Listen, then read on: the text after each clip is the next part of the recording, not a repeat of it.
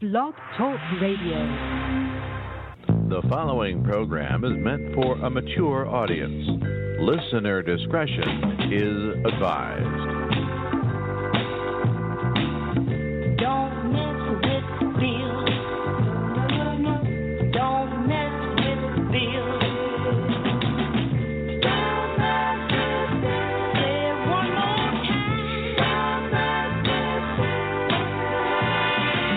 You're listening to Andrew Breitbart is Still in Hell, starring Bill Smallfelt.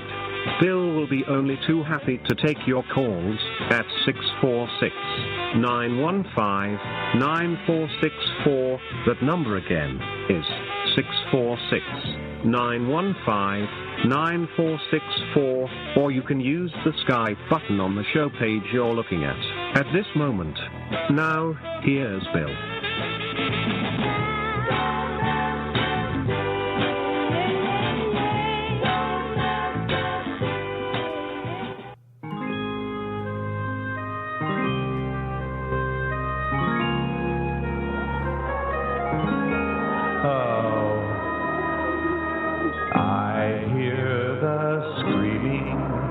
Of each ne'er-do-well, Andy's in hell. The demons employ their devices so well. Andy's in hell. Does the devil feel what I feel when he comes near? I soil myself audibly. You think that he could hear? I got what I deserved, as one might tell.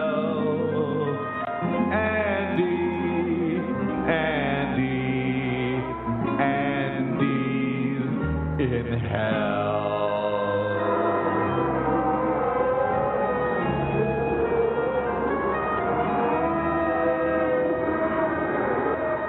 Lucifer feels above, you know it well. Andy's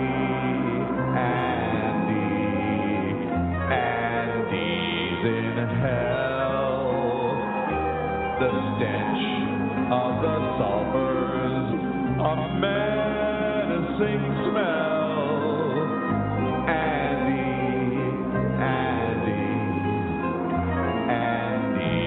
in hell. I was almost home, safe and warm, when pop went my heart. I found myself in this place, my soul all torn apart. Wish there was a way out of this fiery cell. Andy's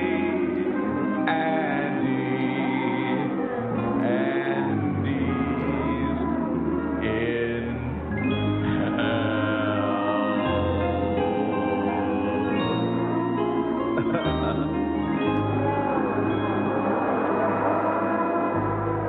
Doesn't sound like a very nice place, does it? Good day, happy Monday, Mr. and Mrs. North America and all ships at sea. This is Bill Smallfelt, and we are live, if you happen to be listening, at 1:04 p.m. Eastern Daylight Time here on Blog Talk Radio. Although this program, well, let me get into it this way. You're listening to Andrew Breitbart is Still in Hell. I'm your host, Bill Smallfelt, and we're going to try this show for a while, see how long my voice can hold out, and see if we can generate any interest in an actual discussion. Like the man says, if you want to take part in the show, you can give us a call at 646-915-9464. That's 646-915-9464. Or if you have Skype installed on your computerola machine, it's as easy as hitting that blue Skype button on your Blog Talk Radio page. Like I said, this show is live weekdays from 1 p.m. until whenever it's finished. Afterwards, you can hear the muddy, muffled sound of Blog Talk Radio right where you are now. Or you can hear my side of the show, and yours as well, in crystal clear stereo sound on Spreaker Web Radio. And the website for that, and the show will be loaded onto the Spreaker server within the hour after we're completed. The website for that is Spreaker.com/show/Andrew_Breitbart_in_hell. That's the website. Now, if you're a fan of old-time radio and music from the World War II era, along with the news from 1943, you might give our little internet radio station a try. You can go to WMS Radio, that's WMSradio1943.com. WMSradio1943.com. Hit the red play button on the right sidebar and enjoy. And since you know these things are not free, if you feel like kicking in the cost of a cup of coffee from time to time, we've made that easy for you as well. All you have to do is hit the donate button right above the play button. I put it there so you can't miss it. Also, you can reach me on Twitter. My Twitter account is at WMSradio1943. That's at WMSradio1943. My list of followers is small, but it's growing every day, and believe me, we couldn't be happier about that. Thank you for making me feel so loved. Speaking of making me feel loved, Ali Akbar invited me to participate in his Blog Talk Radio show. And we'll talk more about that in just a minute. But if this is your first exposure to Ali A. Akbar, let's tell you a little bit about him.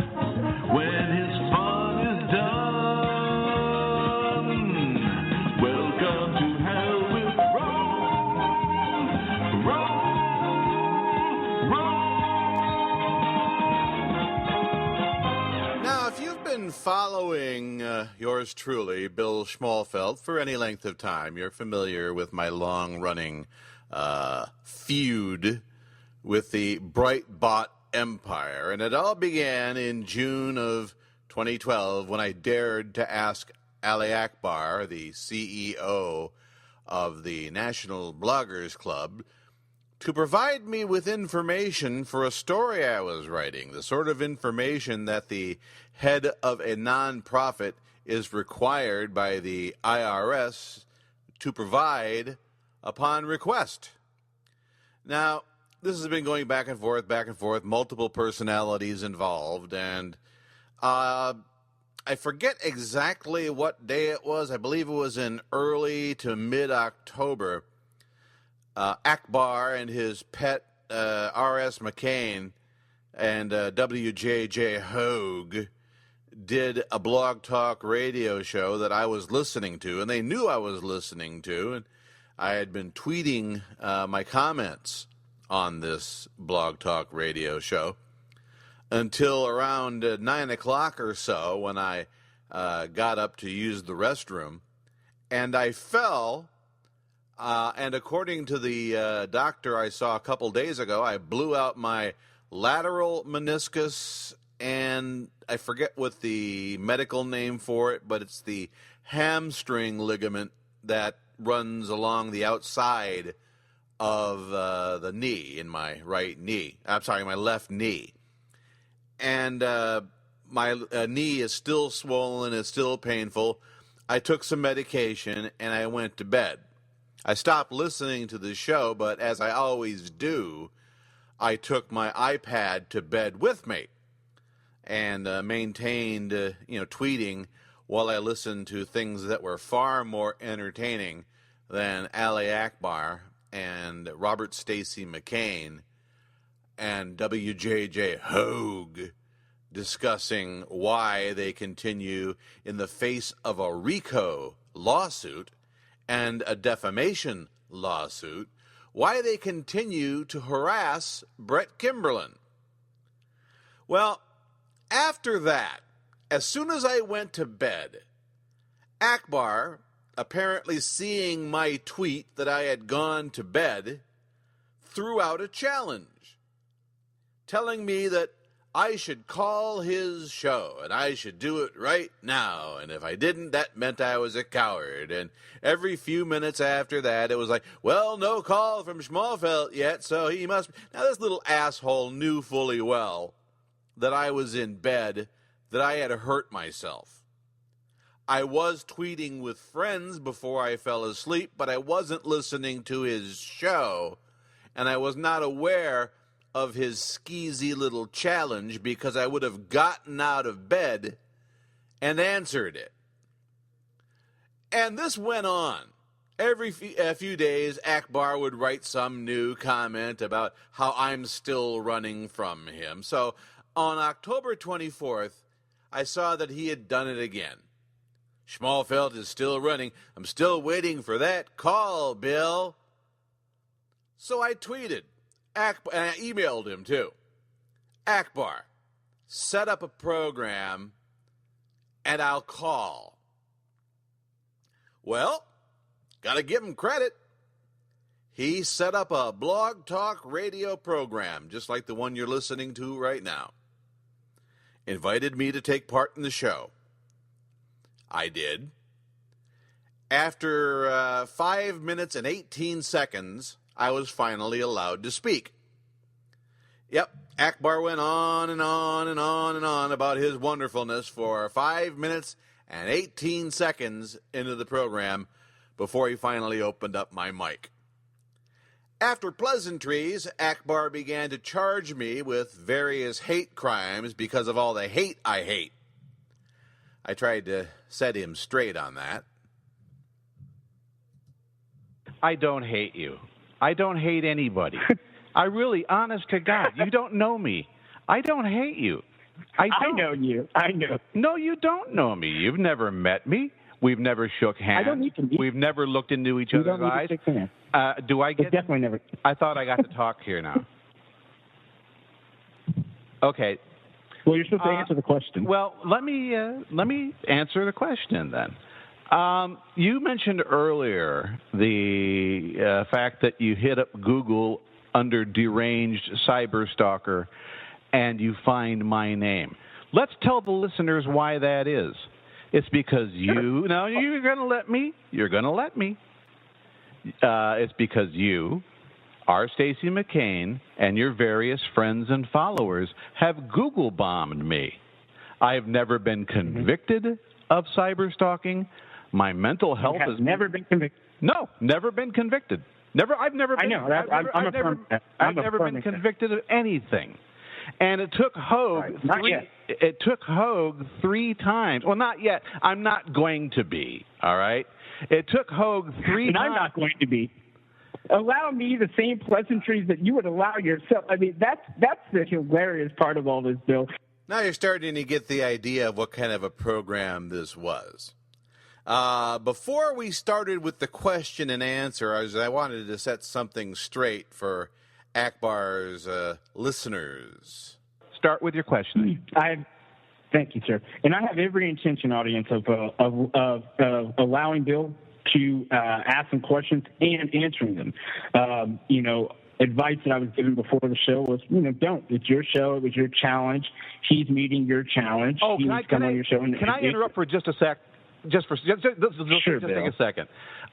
You talk about me running away from your last challenge. I'm not even talking about that. Please. I'm not even going to talk about that. It's right here on the screen. Bill, it's right here on the screen. Stop. You said that Okay, go ahead. You said that I fled in cowardly silence when offered a chance. That night, you offered your challenge after I tweeted that I had fallen, hurt my leg, and went to bed. I was in bed. I wasn't listening to your show when you offered the challenge, or I would have got out of bed and fucking called you. Okay. So, folks, Bill says, and the reason I gave him an opportunity to answer is you'll see this. This is within my moral character.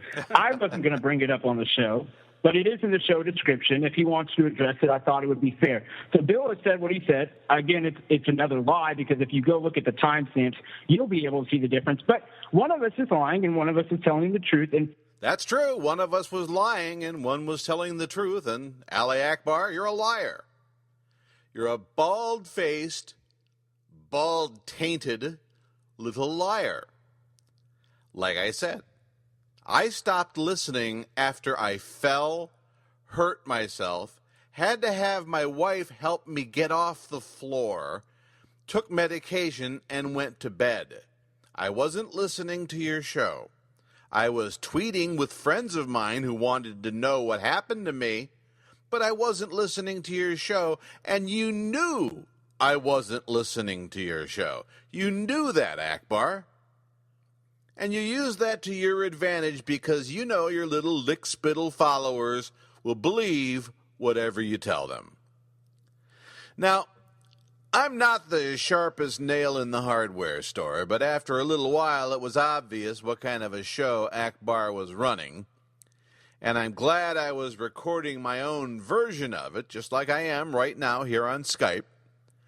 I advised Akbar ahead of the show that I would be recording, and he didn't object, so his whining after the fact is meaningless.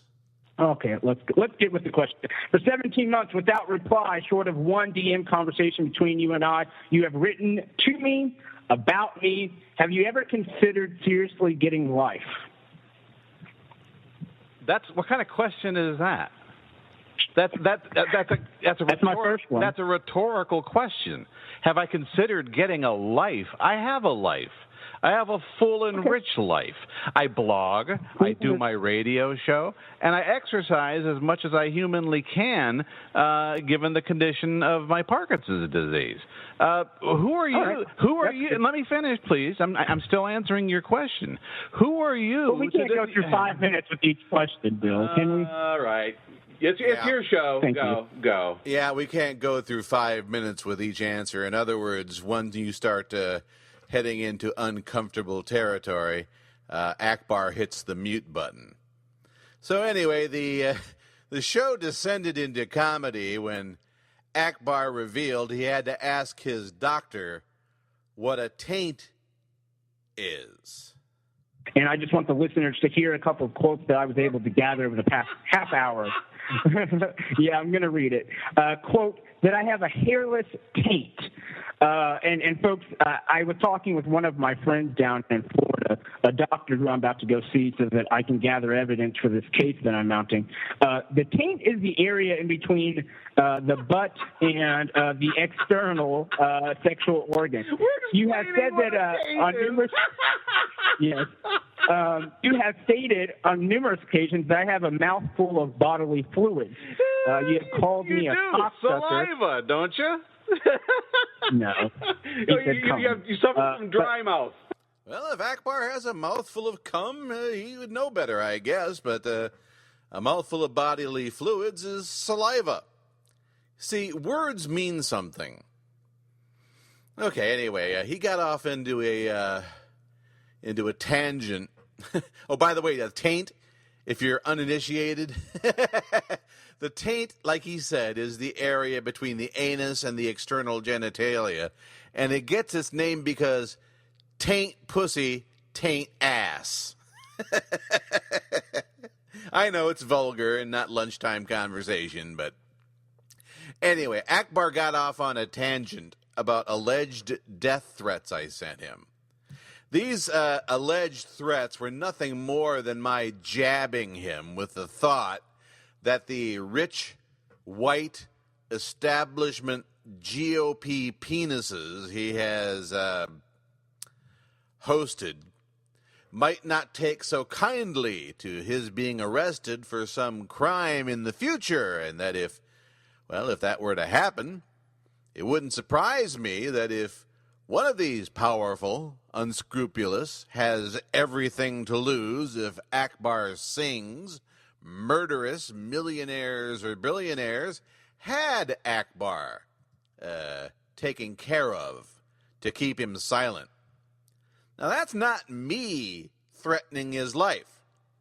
That's me warning him that he'd best be on the lookout because the people he thinks will protect him have the most to gain by making sure he can't talk.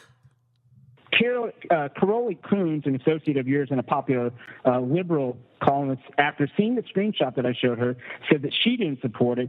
Breitbart unmasked Craig Gillette, who's a pedophile, said that it went too far, which caused you to become unhinged, and that's when you left the site declaring yourself independent, which I actually thought was a good move. I didn't appreciate that they were throwing you under the bus either. So my question is, Bill, how can you not? Oh, you lie so effortlessly. That's what I love about you, Ali. You lie so effortlessly. Okay. Well, Bill, why, All right, why? First of all, what I'd like to know from you is, how did I threaten your life? Well, Specify the Twitter. death threat. No, not Twitter. Tell me what I wrote on Twitter. No, you tell me what I wrote on Twitter that threatened your life. Right. Word There are for two word. tweets. I want word for word. Right.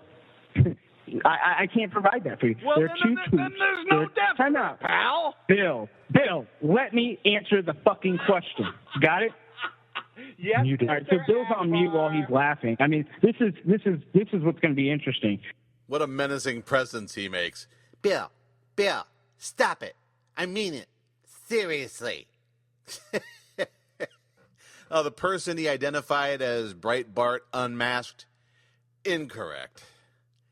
We got back into the death threat discussion, and I asked Akbar if he had ever been in a flame war before. I should be calling you a grown man. I mean, you're a big boy. You've been in flame wars before, haven't you? No. I've never been in anything. You've never been like in a this. flame war. I have never gone 15 months without ever talking to somebody and them still be talking about my hairless taint or sending me pictures of me supposedly in a body bag. No, I've never been in that type of war, whatever you want to call it. How do we feel about people who send me pictures of their son cleaning? No. We're talking about death threats now. Ask me after, and I'll tell you. I mean, I'm going to give you a unique opportunity to hear my opinion on my friend's actions, something I shouldn't be doing. That's kind of all we've been hearing. Oh, by the way, the little lick-spittle sock puppets who follow Akbar were all outraged that I called him a big boy. Ooh, racist. He called Akbar a boy. Ooh.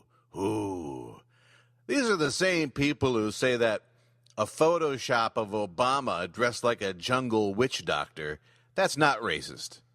Also, Akbar referred to himself as a big boy a few moments earlier, and what you hear that is what happened when I tried to steer the conversation away from his pretend death threats to an actual death threat when the risible W.J.J. Hogue IV, the son of W.J.J. Hogue III, posted a picture of himself on Dottie's blog, wiping down the barrel of a handgun, glowering at me from under his long, stringy, unwashed hair, saying, "So you'll know what to expect."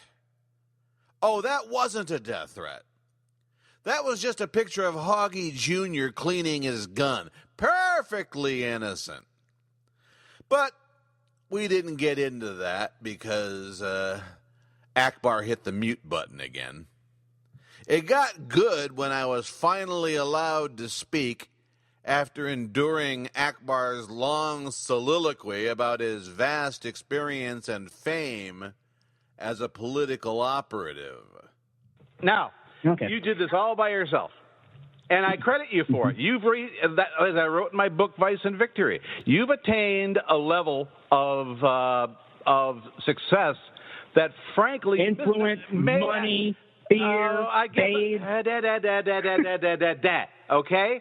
How much did Karl Rove help along that way? Yeah, that's something I definitely want to tackle. None. But I how about Foster Freeze? Some. Okay, and what did you have to do for that? The same thing that I do for all my clients. I'm an expert in my fucking field. Yeah, I guess. You must be. How many campaigns have you been involved in that actually won? A number of them, including the Scott Brown one. None. Time out. Scott Brown. What about Scott Brown? Did he not get elected? I've never seen anything with you involved with Scott Brown. Please point me in that direction. Point me in that direction so I can write about your grand success with Scott Brown. You're a joke, dude. But anyway, have I called you a name? Have I called you a name yet? Yes. I haven't. You just implied that I was a cocksucker again for two prominent individuals who have done a great deal for this country. I asked what your involvement You're going to answer the question. I asked Maryland what your and involvement with Does them McCain was. live in Maryland? Does McCain live in Maryland? He won't say. What a little turd basket. I mean, seriously. He lies so effortlessly. You say something, and he says you said something else, and actually makes it sound like he believes it. Well, I finally got to ask him directly, and he got to deny it directly, if not particularly convincingly. Okay. You passionately feel a lot of things for me since you're talking about all my cock, really. So you admit you admit then that you and Karl Rove had a relationship. I've actually told you that we didn't. There's never been any evidence of I'm not asking if there's been any evidence. I'm asking you, did you and Karl Rove... Time out. Okay. Am I still in the timeout corner? No. Okay, I'm asking, you said timeout. That usually means you're muting me so I can't make my point. Now, did you and Karl Rove have a sexual relationship? No. Did you and Foster Freeze have a sexual relationship? No. Did you have a sexual relationship with any senior GOP member or fundraiser who helped you get to where you are today? No, sir. So you deny that you've had any sexual relationships with any senior GOP officials, and that you rose the ladder. No. That you rose the ladder completely on your own skill in that one Scott Brown victory. I've actually been popular since before the Scott Brown race. It was wise. What do we mean by popular? Come out. What do we mean by popular? I have influence. I can walk into a meeting and people know who the fuck I am. Well, yeah. I mean, but anyway, answering your question, I'm an. Oh, by the way, I don't know if you heard that chirp in the middle of that clip. I know what that is. And if you'd like to know what it is, I'd be happy to tell you. Feel free to send me a tweet at WMS Radio 1943. That's at WMS Radio 1943. Basically, what that chirp is telling you is that Akbar is a deadbeat. But anyway, we continue. From a legal point of view, the Scott Brown thing. Let me get back to the Scott Brown thing. I did a search on Scott Brown and Ali Akbar, and I couldn't find a thing. I know that Akbar may have tweeted a word or two about Scott Brown, but claiming that's why Scott Brown won, that's like my claiming that Pope Francis got the job because I was hoping that somebody from South America would be the next pope. But be that as it may, from a legal point of view, one of the high points of the show was when Ali Akbar admitted that he had defrauded his early investors in the National Bloggers Club. Let me say that again. Ali Akbar admitted that he had defrauded the early investors in the National Bloggers Club. Admitted it by claiming to have a 501c3. In one of the pictures on the slideshow that goes with this Blog Talk Radio version of the show, you can see the letter claiming 501c3 status. That is not just something you can throw on your letterhead and say you have. You have to apply for a 501c3, which means that donations to your organization are tax deductible. The IRS has to approve the 501c3. That's what started this whole brouhaha between Akbar and myself. I asked him for his employer identification number so I could check with the IRS to see if he had a 501c3. He pointed me, he said, if you have any more questions, contact my lawyer. And then he didn't tell me who his lawyer was. I had to find that out myself. And then he blocked me and sicked his supporters on me. You can see that letter yourself, like I said, right on the slideshow with the Blog Talk Radio page. Now, claiming that a donation to your organization is tax deductible when it's not, we have a word for that. It's called fraud. And fraud, on Akbar's part and several others, is one of the charges in the RICO lawsuit that Brett Kimberlin is preparing against Akbar and 19 other defendants. So it was good of Akbar to make the investigation of that particular allegation a little bit easier for Mr. Kimberlin with this admission. Why lie to me if supposedly the truth about me, that I'm this horrible scam artist, that I'm running this RICO racketeering scheme against you? If the truth is so bad about me, I just want to know why make up stuff where there's no evidence? You're an investigative journalist, Ted. Do you have a 501c3? Did you just literally answer my question? I just asked you if you have a 501c3. Are you an anal rapist? No. Are you? I do not have a 501c3 that's determined by the IRS. Why did you claim you had a 501c3? All right. Well, I got to put him in the timeout corner again, folks. Yeah, he didn't want to discuss that any further, so I was muted once again, and he changed the subject. And this is one of the reasons why I'm so happy that I recorded my own version of the conversation on Skype so you could hear my reactions. He is shocked by the truth. Some sounds that, me, who he called smart, who he called successful, could be smart, could be successful without sleeping with people. I mean, it's funny, and it's also disgusting, but more importantly, it's libel, and that's something I have to prove in court. You're a public figure. But You're a public figure. He's committed You're a libel. public figure. I'm going to ask him the question again. Unmuted. If the truth, Bill, is so bad about me, I just want to know, if I'm this scam artist, if I'm this person who runs around scamming people, if I am this person who does all these things, why, and I know why and you know why, but I want you to confess why bring up this robe stuff? Why bring up this foster free stuff? Anyone I've ever taken a picture with, I took a picture with David Koch, and we had an excellent private meeting, and I did that so that you would make the foolishness. Oh, I'm sorry. It's just that you ought to file this under comedy. But I'm a nobody, muted with no followers and no listeners. Oh, there we go. I'm against free speech. We're taking quotes out of context. Very good. That's your style, buddy. That's your style. You take quotes out of context and use them as if they came down from Mount Zion under Moses' arm. I'm a Christian. I'm not even. Okay. You're a Christian. I'm a donkey. But, things really got hilarious when Akbar brought in his paid stooge, his employee, his hack for hire, the whoring one-time journalist, R. Stacey McCain. Oh, Stacey's joining us. Oh, he's my pal. Bring him in. All right.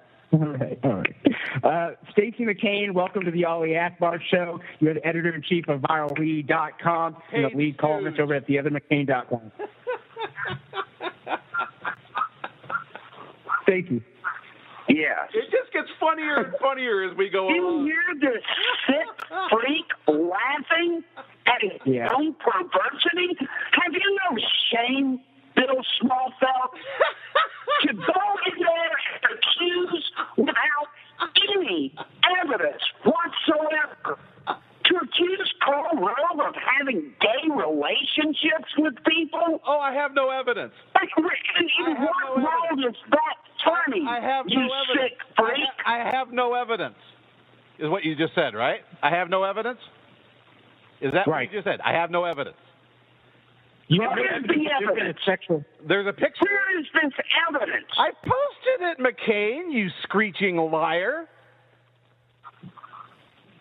Show it to me. Again?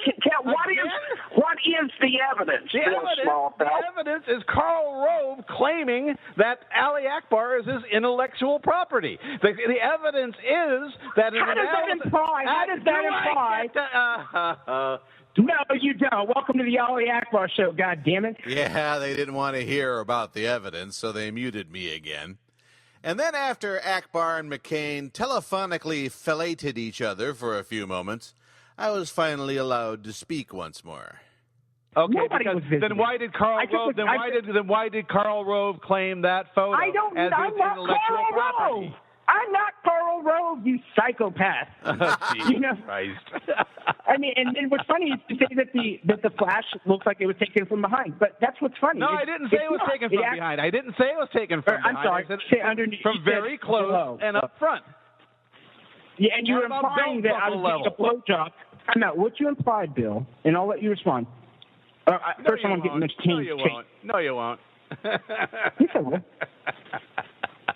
This is what's funny, Bill. This is the real funny. You're hilarious. Here's the real funny. Thank you. But the real funny part is that you actually believe this stuff. You actually believe that when presented with evidence to your ridiculous fantasy, that we are the jokers. That's the What part of it? What evidence are you talking about? The evidence that you Bill, stop for a minute. Bill, did you seriously believe this? Yes. When you published this? Yes. Well, okay, you just completely discredited yourself. Oh, no, you've discredited me. You've discredited me. That's your job. Akbar tells you go discredit Schmalfeld, and you write up a happy little 5,000-word blog about what a deranged... You asshole. And that's not you, Akbar. I'm not talking to you. I'm talking to your pet McCain there. Living from smoke to smoke, being assigned hack job writing. Wow. When was the last time you wrote a news story, McCain? I remember you being a journalist once. The October issue of the American Spectator has a 2,500... I wrote something for Weekly World News once. Oh, you're listening to Andrew Breitbart is Still Dead. I'm Bill Schmalfeld. And we were reaching the point of the show where they were not letting me speak for very long at all. And McCain, please describe for Bill the relationship and the editorial process that happens at both theothermccain.com and BioRead.com so that he has the facts. And do it right, otherwise you're fired. Would you shut up, you sick freak? Would you just go ahead and spin your lie? You've been given your orders. Go ahead. Can you him? I mean, this is ridiculous. What happened was, I'm talking to my listeners right now. Is that this in is March, what I knew was going to happen. You see, McCain didn't want to have to talk to me, but have you ever shocked someone so badly? I mean, this is almost like a cartoon. It's like a stereotype. Have you ever shocked someone so badly that they dropped the telephone? You are about to hear me hit McCain with a bit of information, after which, hearing it, he literally drops his telephone. Then he freaks out, then he bails out. Go ahead. I'm going to unmute Bill so he can apologize to you for saying what he said about you being my slave. Go ahead, Bill. No. He's your toady boy. I'm sorry, I wasn't really paying attention anyway. I'm reading this email I just got from Leroy Snyder. Who is Leroy Snyder? You know who Leroy Snyder is. Who is Jerry Fletcher? You know, Jerry Fletcher is Jeremy, what's his name? But you want it all, Doug. Why do you want it all from Doug? And does that include to the shaft? You guys are just the biggest... No, wait, who is Leroy Snyder? I can't believe you don't know who Leroy Snyder is. Your wife works for him. Clunk. Clunk. You're crazy, Bill. Your wife doesn't work for Leroy Snyder? I don't know who a Leroy Snyder is. The principal of the Highland View Academy? Why are you... I'm muted. Unmuted. Talking about my wife. I'm not talking about your wife. Look, you are talking about... Why are you talking about my wife? I'm not talking about my wife, Bill. I'm not talking about your wife. I'm not talking Stacey, about your wife. I'm going to let him ask me some questions. Do you want to hang around or should we let you go? Nah, let me go. Yeah, good. Get out of here. Well, you keep listening, You're I know. Somebody's got to. You're stinking up the somebody's got to put up with the psycho. With your beer sweat. Well, he dropped. But Bill, your turn to ask me. Oh, do I get to ask some questions now? Hilarious. Leroy Snyder is the principal of the Highview Academy in Hagerstown, a Seventh-day Adventist enclave. That's in Hagerstown, Maryland. McCain's wife works there as a cook. Now, McCain has claimed that he's moved out of Maryland, but a certified mail receipt, which is also part of the slideshow that goes with this blog talk radio version of the show, indicates that the administrative assistant for the Highview Academy, Janet Ford, signed for a certified letter for McCain addressed to his old address. the one he claims he moved away from, out of fear of Brett Kimberlin and his many bombs of doom and fear. When I told him who Leroy Snyder was, clunk, you could hear him literally drop the phone. Akbar was good for more information as well that should be of assistance to Brett Kimberlin in his defamation suit. One thing I know from my years as a journalist, you cannot claim in a public arena that somebody is guilty of a crime that the person has not been charged or convicted with. For instance, if I say person A is a pedophile, and person A has never been accused of pedophilia, convicted of being a pedophile, convicted of anything related to pedophilia, guess what? That's libel per se. All you have to do as a plaintiff is prove that the person said it, and that they said it, and it was untrue, and it was defamatory. You don't even have to prove that you suffered any damages from it. Now, Brett Kimberlin's past, at best, can be called checkered.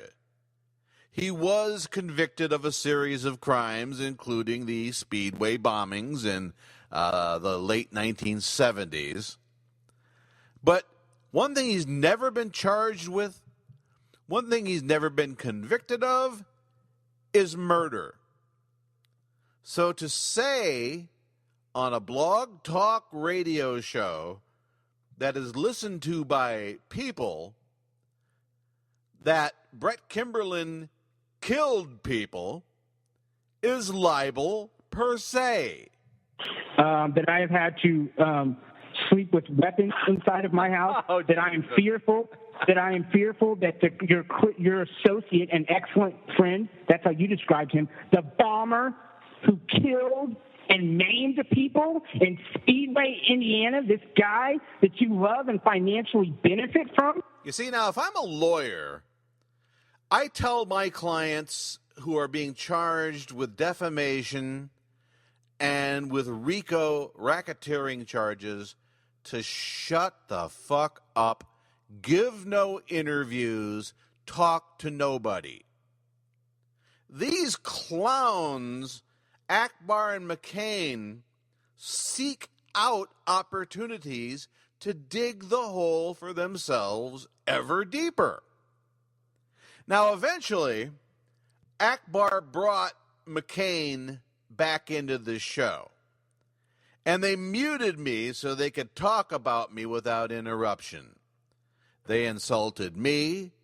They insulted my family. They insulted people I love. They made statements that were not true, and I could not do a thing about it because I was on mute. When they finally unmuted me, there was about, I think, 17 minutes left in the show. I decided I had about enough of that. Yeah, and he types while I'm sleeping. All right, Bill, your next question for both of us. Okay. Look behind you. You see, that's where I hung up. My late twin brother Bob and I used to have a running gag with each other where we'd be on the phone, and at one point of the conversation, and it was always a contest to see who was going to do it first, one of us would say, "Oh, look behind you," and then hang up. So I thought it was appropriate, since these assholes had just been insulting my family, to drag out that old canard and use it against them, and then let them rail on without my participation for the next 17 minutes or whatever it was. But there you have it, the high points and low points of my encounter with Ali Akbar. And Ali, if you're listening, and I can't imagine you're not, 646-915-6464.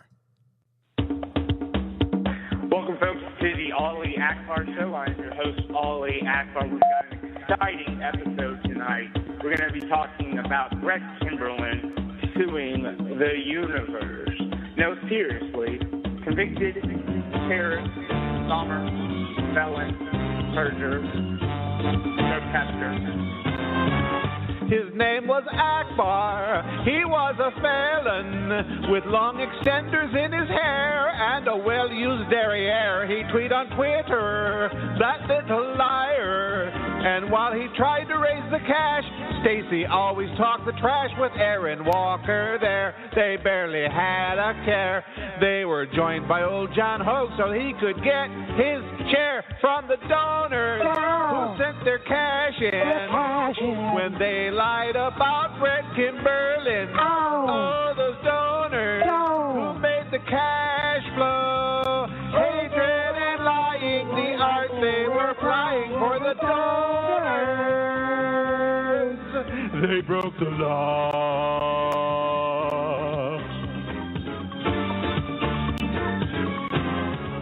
The charge was RICO. They just ignored it. And they just ratchet up the lies, blame it on Kimberlin's spies. And then the judge said, there is a case here, and RICO is a federal crime. Someone's got to do some time. And when the charges flew, but who would rat on who? From this long list of defendants, who would sell out who? Not the donors who sent their cash in to read lies about Brett Kimberlin. Oh, those donors who made the cash flow. Hatred and lying, the art they were playing until RICO ended their fun. I'm joined by my co-host for this evening short show, just a half hour with Robert Stacy, the editor-in-chief of ViralRead.com, who also is being sued for, quote, calling Brett Kimberlin evil and, quote, vile. How are you? I'm fine. I'm certainly not evil and vile. Kimberlin filed a federal suit alleging, believe it or not, racketeering under the federal RICO statute. And this suit, I mean, every lawyer I've talked to who has seen this suit, I mean, this suit is, quote, going nowhere. This suit is going to be, some judge is going to laugh when it's thrown out. I mean, it's a complete waste of time and the taxpayer's dollar,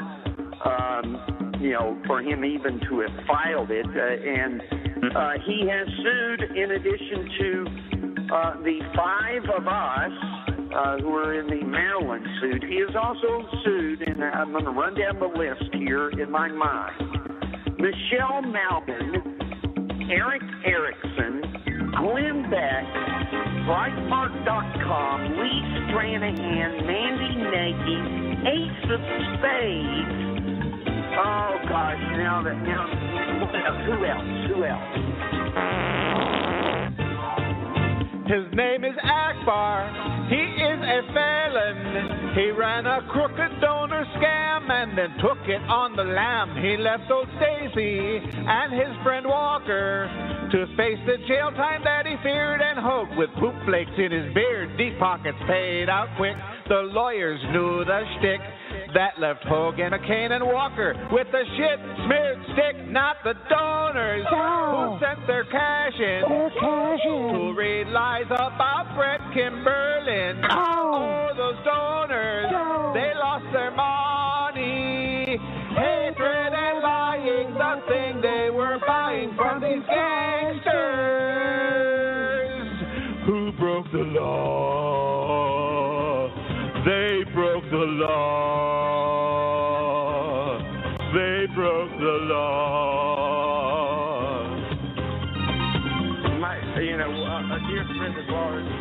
keep organizations James organizations like the Franklin Center and publishing Mega House, Simon Schuster, and a number of other entities that are related to these. TheBlaze.com. Right. And also Patorico, blogger Patorico. And in his and again, folks, this is common with Brett Timberland. He files suit in intentionally trying to inflict emotional distress on his victims, on his prey.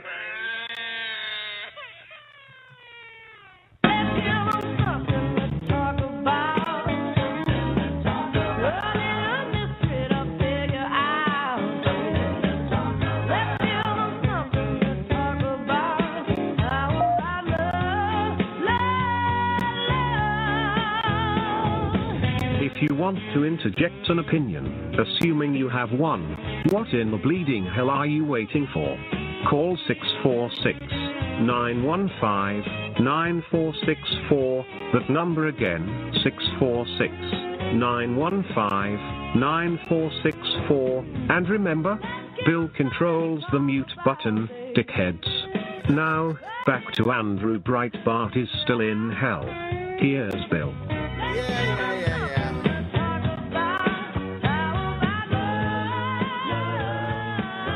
Tell you what, Akbar gave that mute button one hell of a workout there the other night.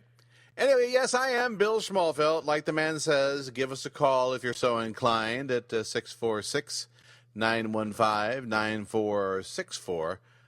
Or you can use the blue Skype button on your Blog Talk Radio page. Just a reminder, this is our first get-together. I'm going to try this for a while, see if we gain any traction from it.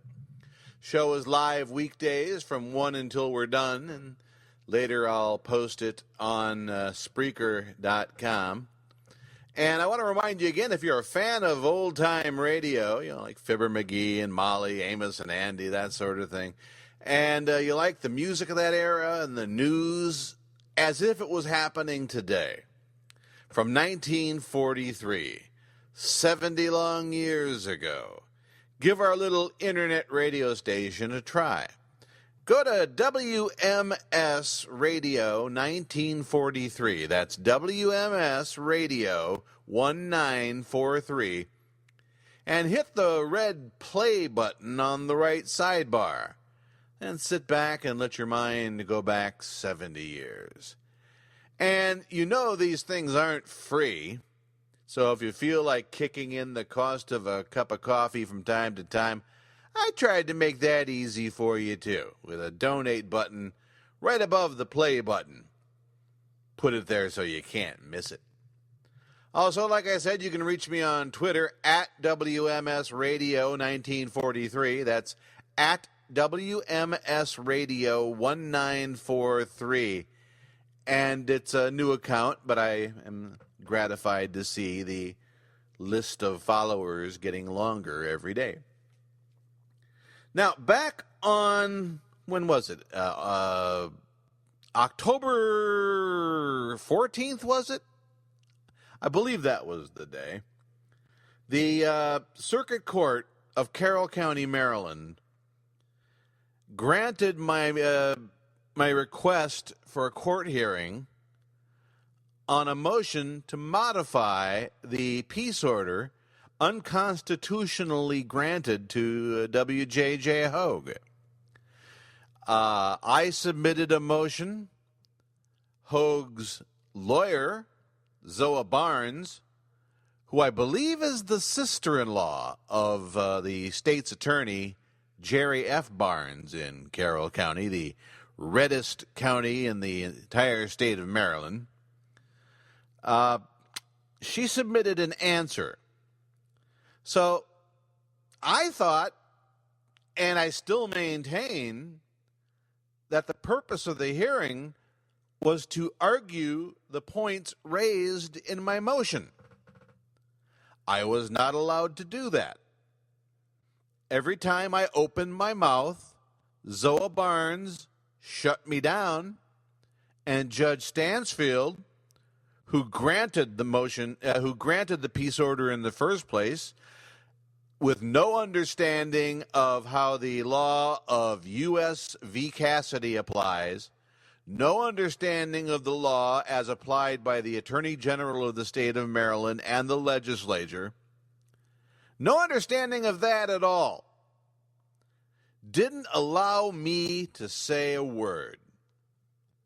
So I had this perfectly good examination of W.J.J. Hogue prepared. And God damn it, someone's going to hear it. If it please the court, good day, Mr. Hogue. I hope you don't mind my working from notes. It's easier for me this way, and I'm sure we all want me to be as accurate and as thorough as possible, correct? Now, in your answer to my motion to modify, you deny all the allegations of paragraph 1. You deny that I am a journalist. Your Honor, I'd like to place into evidence Respondent's Exhibit 1. And right here, Zoa Barnes objects and is sustained. They say I'm arguing old evidence. Bullshit. I'm answering her answer to my motion. Mr. Hogue, can you read to the court what's on those 3 cards I copied for you? One was my membership card in the Society of Professional Journalists. The other was my membership card in the National Society of Newspaper Columnists. And one was my press card for Digital Journal.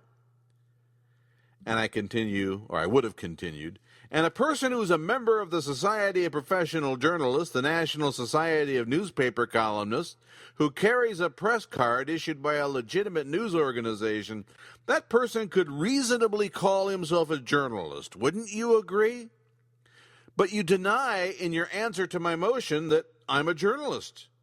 Can we agree that assertion is incorrect?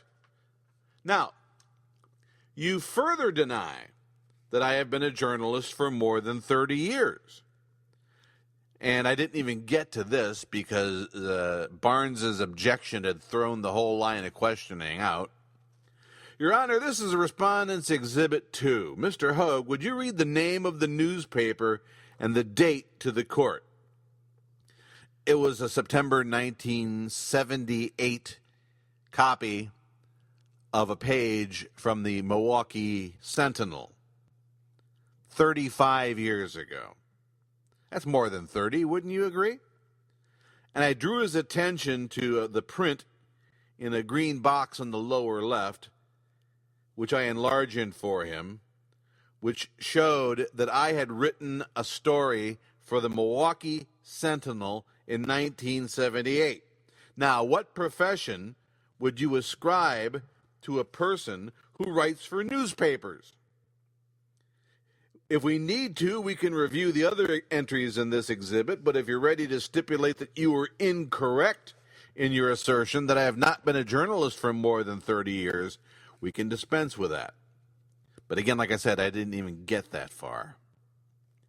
Also in paragraph 1 of your answer, you deny my assertion that I have been writing about extremist hate groups.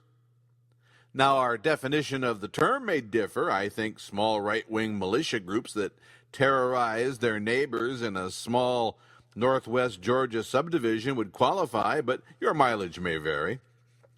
I've written about this group, as you'll see in Respondent's Exhibit 3. On the front page, you can see a story I wrote as the Liberal Grouch about this group I just mentioned in Georgia. You know who the Liberal Grouch is, right?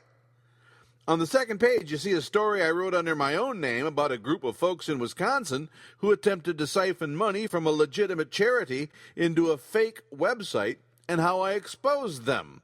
Are you familiar with the group Operation Burn Notice? And he would have had to say yes because he is. One of their members is a Twitter friend of yours, goes by the name of Jerry Fletcher. Ring a bell? On page 3 of the exhibit, you'll see a page from the Daily Kos, a liberal website, printed November 28, 2011, listing Mr. Fletcher as a member of the Operation Burn Notice group. Can you see his name there? Now, you also deny that Members of these groups tend to harass people who expose them. Mr. Fletcher carries a torch for me, pun intended, because of the whole phony Occupy Madison website debacle. He's left comments on your website, hogwash, hasn't he? Look at page 4. It's right there on the top of your blog from October 4th. Almost 2 years after I cost his group their phony Occupy Madison website. Quite the grudge carrier, wouldn't you say? And do you see who sent that Facebook post directly below the comment on your blog? And I had him read it and describe it, or I would have. Now, we're still in paragraph 1 of your answer. You deny that you're one of the people I write about in connection with such groups. You're familiar with the names Aaron Walker, a.k.a. Aaron Worthing, Robert Stacy McCain, and Ali Akbar. I asked, how do you know them? Are you currently associated with them on a business level? For instance, have you in the past indicated a partnership of some sort with pundit syndication? See, now this is all stuff that my lawyer did not enter into evidence when the peace order was granted. This is all new stuff. But the judge wasn't going to hear it. Anyway, shortly before our case was called today, were you not served with papers filed yesterday in the United States District Court for the District of Maryland Greenbelt Division, naming you as a defendant, along with Mr. McCain, Mr. Akbar, Mr. Walker, and several others, in a complaint for damages alleging defamation and violation of civil rights, as well as violations under the Racketeer Influence and Corrupt Organization Act, otherwise known as RICO. And then I offer Respondents Exhibit 4. As you can see, the top page is a story about Aaron Walker losing his case against Brett Kimberlin. Would you indulge us by reading aloud the part underlined in red after your name? So, I did write about you, right? And you wrote about me in return. And then I showed him his very first mention of me in his blog, where he refers to me as some clown called the Liberal Grouch. And then later in the blog, he identifies me by name. So then we can agree that I've written about you in connection with what I consider to be extremist hate groups, notwithstanding your disagreement with that term. So in one sentence, the first paragraph of your answer, we find 4 falsehoods. I am a journalist. I have been for more than 30 years. I have written about extremist groups that retaliate against people who expose them. And I have written about you in connection with such groups. 4 falsehoods, 1 sentence. And again, it's all new information that the judge didn't hear before, but I was not allowed to present it. So we jumped ahead to paragraph 4 of the answer. They denied my assertion that his peace order forbids me from living up to the Code of Ethics of the Society of Professional Journalists. I showed a copy of the Code of Ethics, which says specifically in its second stanza that a person is required under the terms of the Code of Ethics to make every effort to contact the person involved in a story you're writing, especially if this person is accused of wrongdoing, to get that person's side of the story.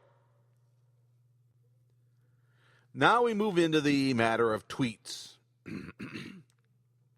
He denies that using an @ mention in a tweet is a legal purpose. And I read from paragraph 5 of his answer to my motion to modify. I say, you say you admit journalism is protected by the First Amendment, but deny the remainder of my allegation. The remainder of my allegation is that engaging in journalism as permitted by the First Amendment is a legal purpose. And then I introduce into evidence the state's harassment laws. Do you see anything here that refers to an @ mention on a tweet? Now, before you and your co-defendants were made aware of the new lawsuit filed yesterday in the U.S. District Court, you fellows decided to make a little website to raise money for yourselves, am I right? And then I talk about their Bomber Sue's Bloggers website. And I went into some detail about that. Again, new information that I was not allowed to present to the court because Zoa Barnes, related to the state's attorney, objected to the judge who originally granted the peace order, and her objection was sustained. Moving on to paragraph 6 of your answer to my motion to modify the peace order, you flat out deny that my using your name in an at mention is a peaceable activity. What's not peaceable about sending an at mention on Twitter asking for a comment about your being a defendant in 2 defamation lawsuits? So we looked at another harassment statute that requires that harassment involves following another in or about a public place or maliciously engaging in a course of conduct that alarms or seriously annoys the other. And I was going to ask, what about this tweet, and I had a tweet for an example, particularly annoyed or alarmed you? It was a tweet that I had written in response to my ex-wife, who for some reason is now a big fan of WJJ Hogue and all these people. I said, but why were you following my ex-wife on Twitter? Do you know her? Have you ever met her? What do you have in common with her other than a hatred for me? And moving along, I point out where he accuses me of violating the peace order by using at mentions and hashtag mentions and so on and so forth. Have I ever requested a peace order against your son, William John Joseph Hogue? Not even after this post directly addressed to me on your blog? And then I would have shown the picture of the kid, the greasy hair and the beard, cleaning his gun, glowering at me. All right, so he continues to maintain that an at-mention tweet is direct contact. That's like me coming to your house, knocking on your door, right? Like me calling you on the phone, right? Like me standing outside your house screaming at you, right? Have I ever come to your house? Have I ever called you on the phone? Have I ever stood outside your house screaming at you? You still maintain that an at-mention on Twitter is the same thing as direct contact. But what if Twitter disagrees with you? Would that change your mind? And I would have offered into evidence something that my lawyer did not offer into evidence from the support pages on Twitter.com. Would you read the underlined part about public and protected tweets to the court? Would you read the part about who can read my tweets? Flip the page and have a glimmer at the part about mentions, and read the part underlined in red to the court. Therefore, so, if I send a tweet with an @WJJ Hogue, Twitter is saying that tweet will be seen by anyone and everyone who's following me, not necessarily by you, correct? Okay, how about @replies? And what I'm doing here is laying groundwork for something I wanted to pull out coming up here in just a bit. What Twitter is saying is if I start a tweet with @WJJ Hogue, it will be seen by you and by anyone who follows me. So that cannot be called private one-on-one communication. But then, is there a way for me to send you a direct contact one-on-one to be seen only by you and by me? And yes, the direct message. But that won't work because I don't follow him, and I didn't allow him to follow me. And this is where I was going to show the judge, again, new evidence, since it was after he granted the original peace order, on which, on July 10th, Hogue tried to follow my Twitter account. I said, now, if I write @WJJ Hogue in a tweet, that's not a direct contact with you. If I start a tweet with an @WJJHogue, that probably would be a tweet intended for you, but you are not the only person who would be able to see it. So hang on to that thought, because we're going to get back to it. I want to deal with your answer to my motion to modify the peace order. Your paragraph 7, in which, other than admitting you had filed charges against me, you deny using the peace order as a weapon, to criminalize it, to use it to refer to me as being guilty of crimes which I've never been convicted, to threaten me with more charges, arrest, and prison. Do you know how many charges you filed against me, Hogue, since the beginning of this year? 13. And how many of those 13 charges, ranging from harassment to electronic harassment to illegal access to a computer to violating a peace order, made it out of the state's attorney's office? None. All 13 noli prosequi, right? And how many tries did it take for you, Hogue, to get a court to grant your peace order against me? You tried twice in the district court, and then you finally got this court to grant one under appeal. Okay? But you don't use the weapon, the peace order, as a weapon or use it to criminalize my behavior in any way. That's your contention, correct? And then I showed a couple new exhibits. You don't see that I am whining about my... You don't see it saying that I am whining about my health issues and then offering me another option is a threat. What was that other option? Well, that other option was a commitment in the state mental health hospital. And pardon me while I try to separate these two papers, which are not cooperating. Now, you're aware I read your blog regularly, right? So you were intending for me to see this next part in green. And he provides all the horrible things that will happen to me for violating his peace order. All right, the law. The federal district court's decision in U.S. v. Cassidy, and I entered the whole ruling as my Exhibit 11, but that was just for the record because I would have entered relevant portions as separate exhibits. Now, you think I have a bizarre idea that the federal judge said that Twitter cannot be cited as a source for harassment. A bizarre idea that happens to be shared by many of his online friends, including Eugene Volokh, who is a law professor at the University of California, including Michelle Malkin, who agrees with my interpretation of what the judge decided in Cassidy, including Aaron Walker, who used the judge's decision in U.S. versus Cassidy to his own benefit,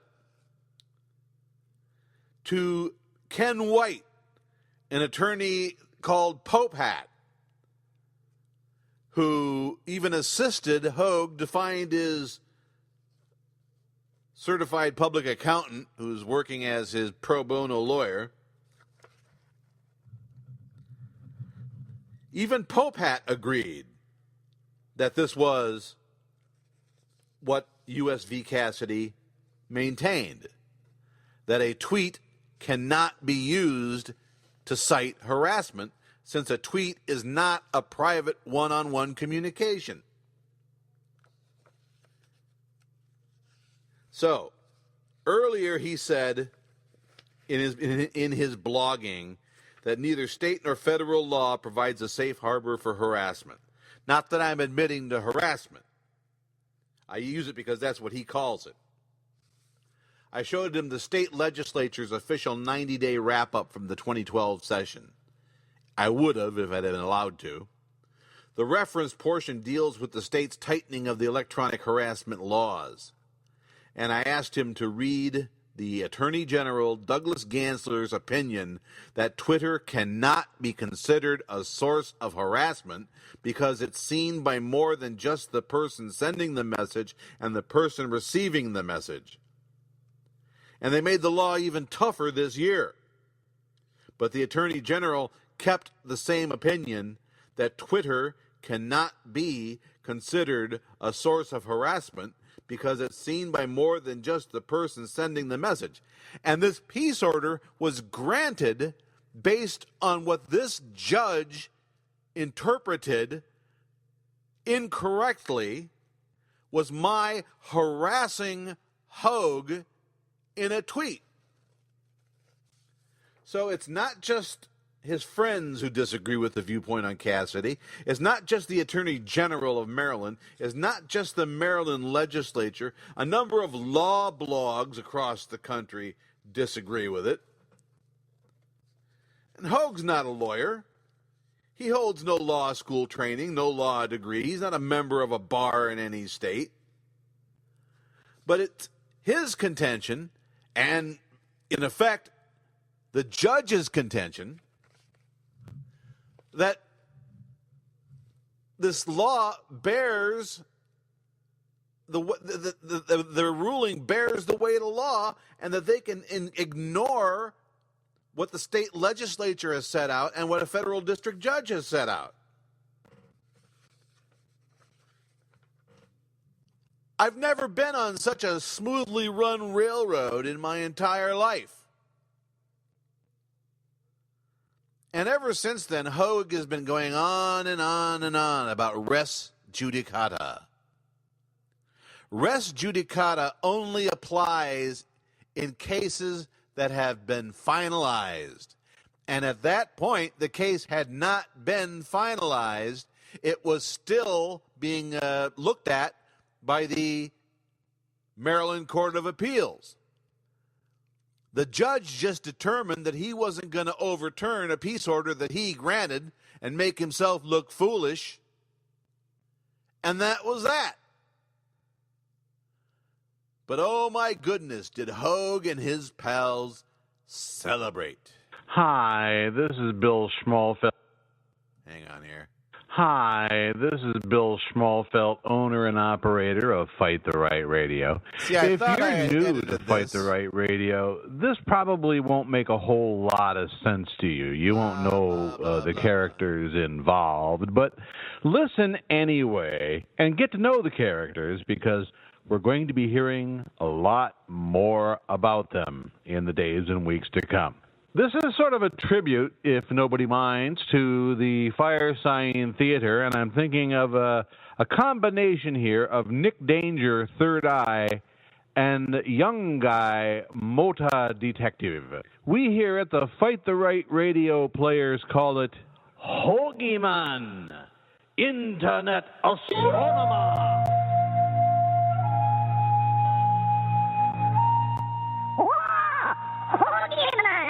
You in big trouble now. Why you say I in trouble, Akbar? Oh, Smurferdo. He coming after you with big law. Why do Hoagie have to worry about law? Hoagie is law. I am Hoagieman, Internet Astronomer. Yes, we know that, Hoagieman. But Akbar and I feel greatly. We have many great fears. You silly boys. Ow. You need not fear anything while Hoagieman here, for I am Hoagieman, Internet Astronomer. But here, Hoagieman, Bill Schmalberto coming for you. He say he have big law to get you with. Let him come. I will be prepared for him. All I need do is summon... Hoagieman, I find you in your lair with your internet astronomy gear. I have big law to make you very sad. Your big law. I laugh at it.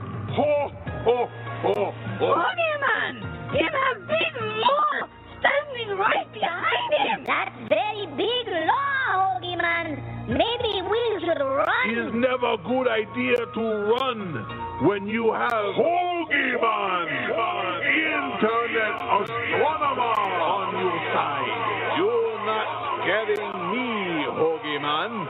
I am Bill Schmorfelto, or however it pronounced in Japanese. You better be afraid and plenty, because Big Law come with me to smash your house. I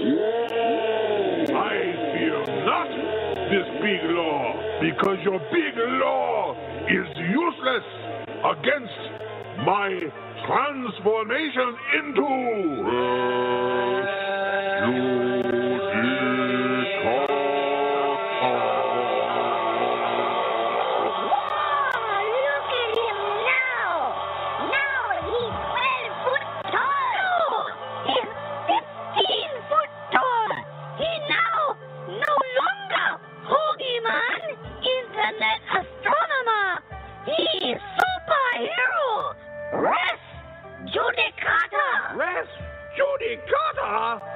Oh, no!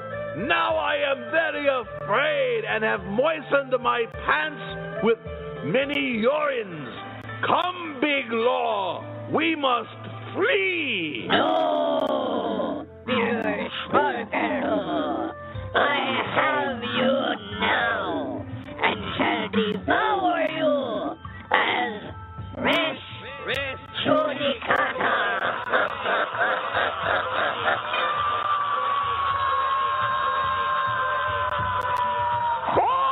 Look at the Big Law running away. Yes, Big Law, he plenty afraid of res judicata. Everyone fear res judicata. It is most imperious law. Much bigger than Big Law. How long will you stay like that, Big res judicata? No time limit. I can switch back to Hoagie-Man. Internet Astronomer. Anytime I wish. Could you go ahead and do that? You are frightening Akbar. Yes, res judicata. You make the front of my pants wet with a combination of urine and some other fluid. I shall comply with you. And now again, I am Hoagie-Man, Internet Astronomer, and we never again be bothered by Bill Schmorfelter. Thanks to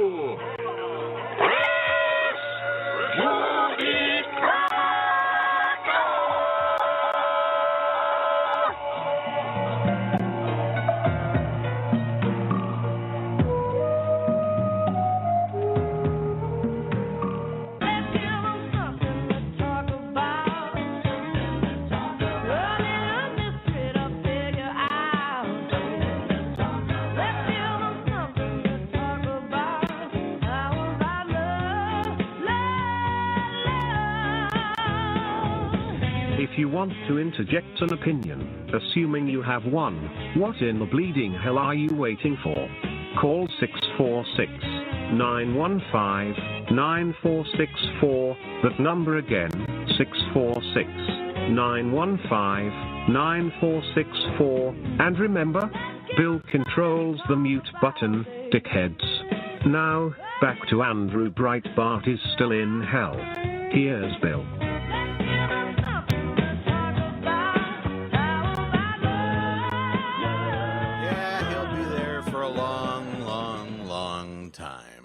I'm Bill Schmalfelt. This is Andrew Breitbart is still in hell. I want to remind you that we're on the air. I'm going to try this and see if I can build an audience with it. We are on live weekdays from 1 until the show's done. Then afterwards, it'll be posted forever here on Blog Talk Radio and also on Spreaker Web Radio.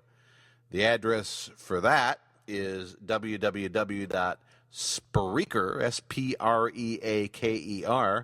www.spreaker.com/show/Andrew_Breitbart_in_hell. www.spreaker.com/show/Andrew_Breitbart_in_hell. And if you're a fan of the World War II radio drama and news and music, I got a channel for you. If you just want some background entertainment going on while you're working or whatever, log on to www.wmsradio1943.com.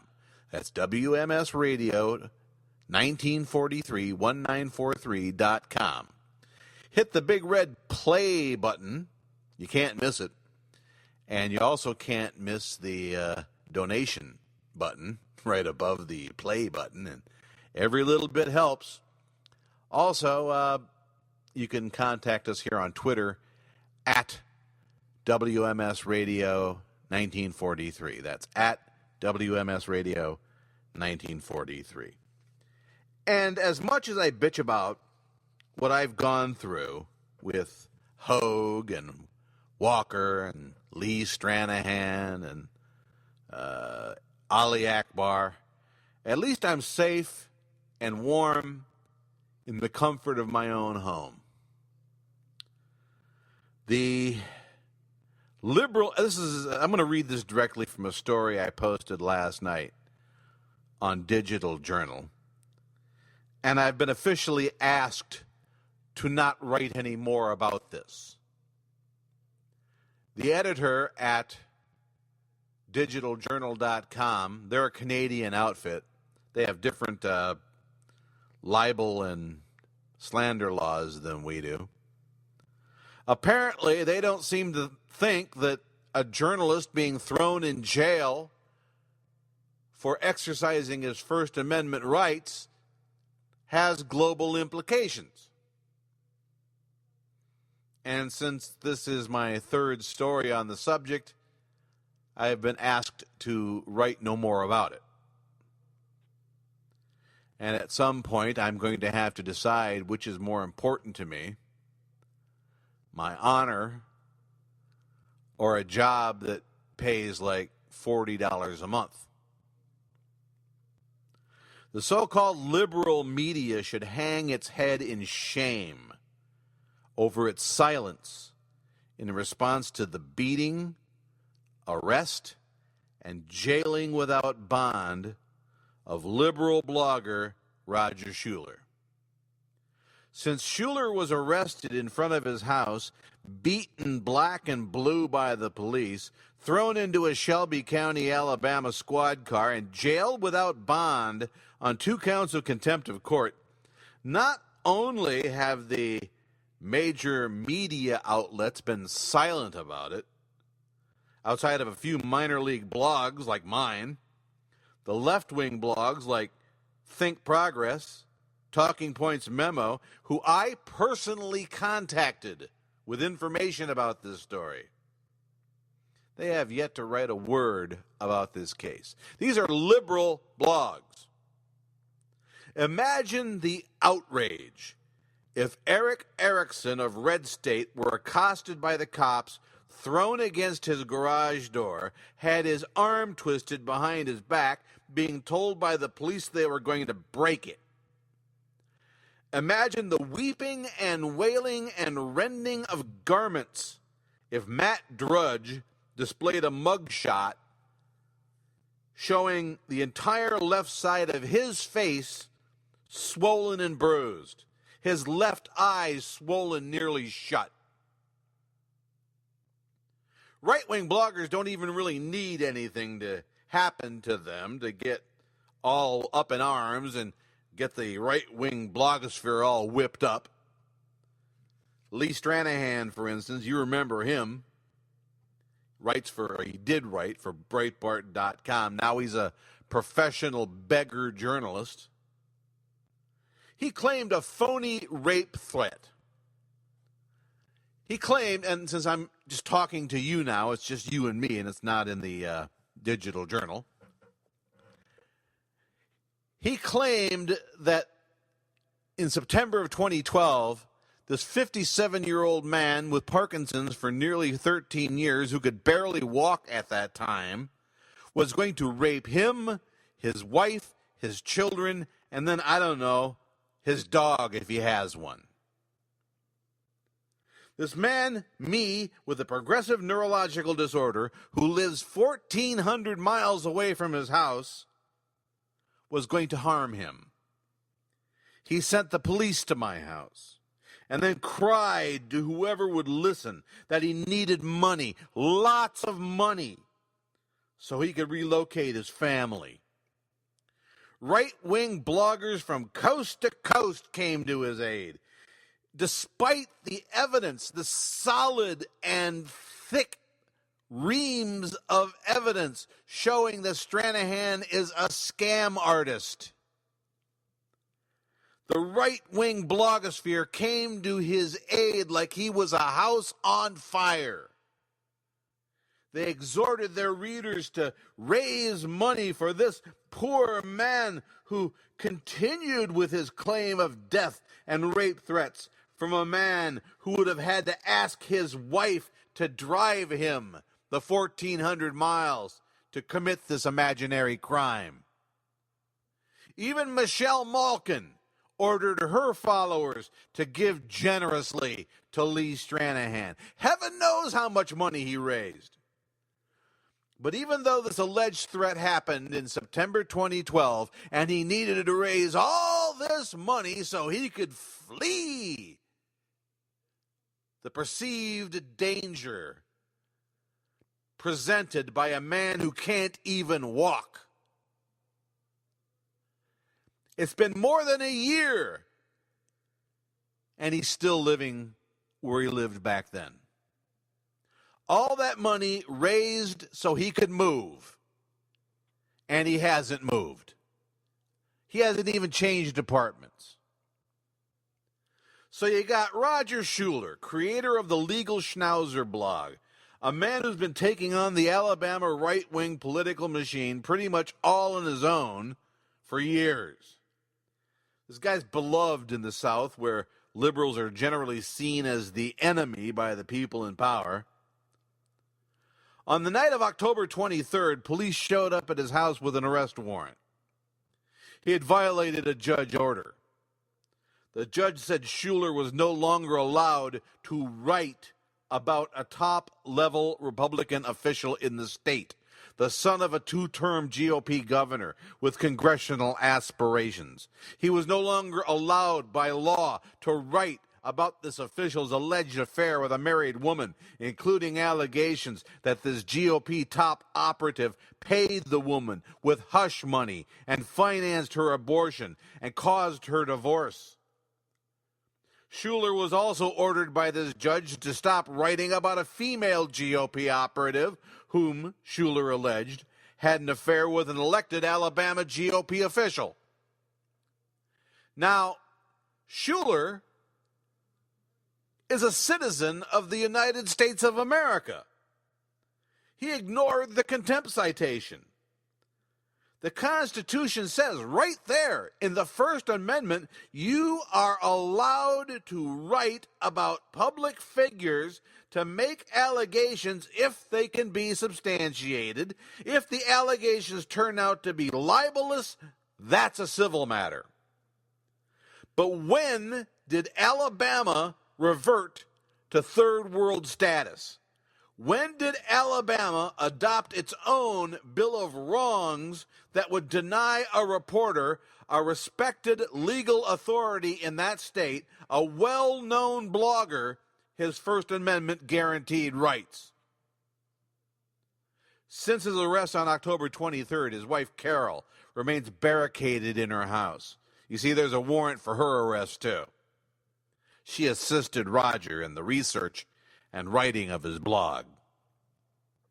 If she steps outside her house, she will also be arrested, and one doubts that the Shelby County authorities will be any less gentle with her than they were with Roger. Most folks in the liberal blogosphere didn't even know about this case until late Thursday, when a local radio talk show host in Alabama did a telephone interview with Shuler's wife. Many of those who heard this ghastly news made every effort to contact everyone they knew in the so-called liberal media to raise the alarm about a man taken from the driveway of his house by police, beaten, bruised, arrested on 2 charges of contempt of court and 1 count of resisting arrest. And the mugshot makes it seem pretty clear that Shuler resisted the police with the left side of his head. Where's the left-wing media outrage? Where's even a whiff of righteous indignation or editorializing from this left-wing media cabal that the conservatives rail against, weep about, and raise money over? Do a Google News search for Roger Shuler. The highest level news source I can find, even now, having written about this case, is Op-Ed News. Where's Talking Points Memo? Where's Think Progress? Where's Crooks and Liars? Where's Daily Kos? Where's The Raw Story? Where's Little Green Footballs? Why is Roger Shuler, even at this hour, languishing in a Shelby County, Alabama jail for the crime of disobeying an illegal constitutional order from a retired judge called back into service by the very same GOP operative to handle this case? There's been no bond set for the contempt charges. $1,000 bond for the resisting arrest, but no bond set for the contempt charges. Shuler could be in jail for months. In this climate where a right-wing blogger can lie about a threat that never existed and raise thousands of dollars to move and then not even change apartments, the left-wing media, the media establishment, such as it is, should be shamefaced over their lack of concern about this older couple, this man who's nursing his bruises behind bars while his wife remains barricaded in her house. Evil can only exist when good people do nothing. And at the moment, the so-called liberal media is complicit in the unconstitutional beating, arrest without bond, manhandling of a childless older couple whose only crime was reporting the truth as they saw it. We expect corrupt people to act like corrupt people. That's not a surprise. We're deeply disappointed and disillusioned when the so-called guardians of the public good on the left turn a blind eye to the plight of one of the finest foot soldiers in this ongoing war against oppression. Liberal media. Shame on you.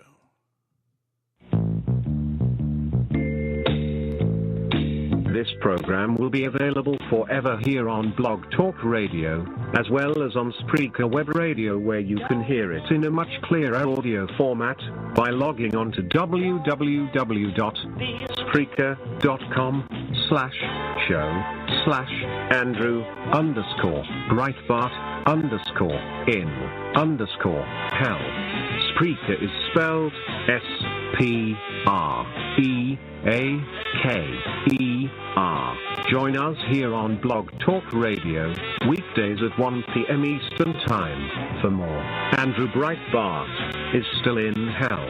This show is copyrighted by Bill Smallfelt, but he knows that means absolutely nothing to the scum-sucking weasels who steal his copyrighted content, splash it all over their websites, and giggle while covering themselves in their own excrement.